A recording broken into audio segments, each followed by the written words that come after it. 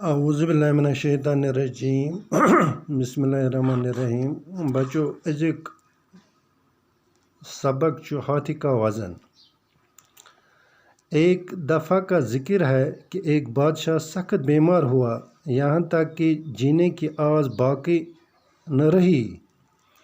اس نے یہ منت مانی کہ اگر خدا نے اسے صحت عطا فرمائی تو وہ اس کے نام پر ہاتھی کے وزن کے برابر روپیہ تول کر بھوکے ننگے فقیروں میں بانٹ دے گا۔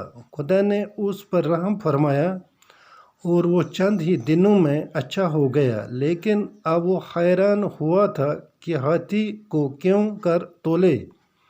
اس کا وزن معلوم کیے بغیر وہ منت پوری نہ کر سکتا تھا۔ دربار میں بہت سے عقل مند موجود تھے، انہوں نے بہت سوچا لیکن کوئی بات بن نہ پڑی۔